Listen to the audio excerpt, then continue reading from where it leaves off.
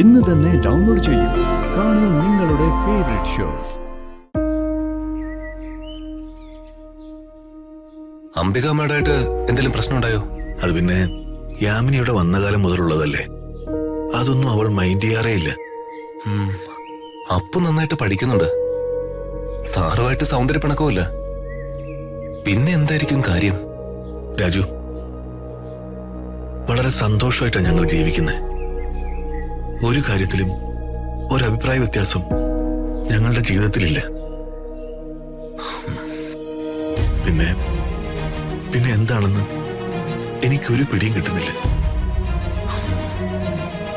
എന്തായാലും സാറ് സമാധാനായിട്ടിരിക്കെ, അസുഖമൊക്കെ അങ്ങ് മാറിക്കോളും.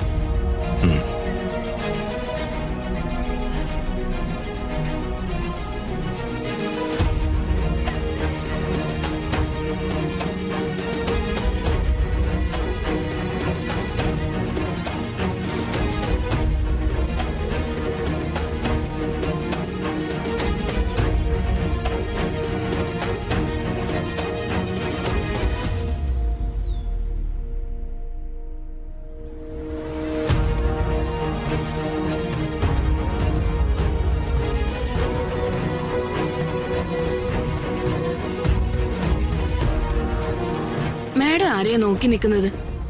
ജഗന്നാഥേട്ടൻ പുറത്തുപോയിട്ട് ഇതുവരെ തിരികെ വന്നില്ല. ആ സാറിന് എന്തെങ്കിലും അത്യാവശ്യ കാര്യങ്ങൾ കാണും മാഡം. ഞാൻ വിളിച്ചു നോക്കി, ഫോൺ സ്വിച്ച് ഓഫാ. അത് ചിലപ്പോ റേഞ്ച് ഇല്ലാത്ത സ്ഥലത്തായതുകൊണ്ടായിരിക്കും. മാഡം വിഷമിക്കാതെ, ആളിങ്ങ് വരും.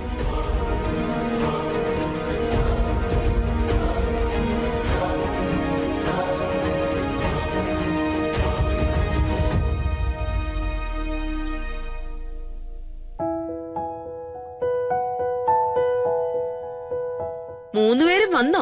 തഹസിൽദാരെ കണ്ടുമുട്ടാൻ ഇത്രയും പാടാണെന്ന് ഞാൻ ഇപ്പോഴാ അറിഞ്ഞത്. തഹസിൽദാരും തേങ്ങാക്കൊലൊക്കെ അവിടെ നിൽക്കട്ടെ, ആ കാര്യം ഞാൻ വിശദമായിട്ട് പിന്നെ പറയാം. എന്തായാലും ഈ ആയുസില് നിന്നോട് ഞാൻ ഒരു നുണ പോലും പറയില്ല.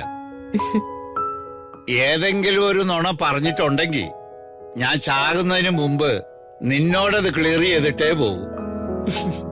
അമ്മേ, അവിടെ വർമ്മ സാറിന്റെ വീട്ടില് യാമിനി മാഡത്തിന് സുഖമില്ല. ഡോക്ടർ വന്ന് ട്രീറ്റ്മെന്റ് എടുത്തോണ്ടിരിക്കുക.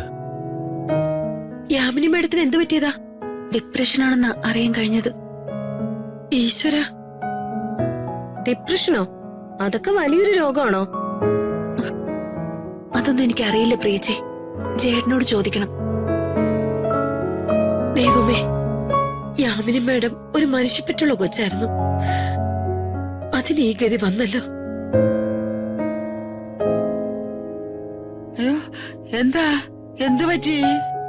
എന്താ എല്ലാവർക്കും ഒരു മൂകത?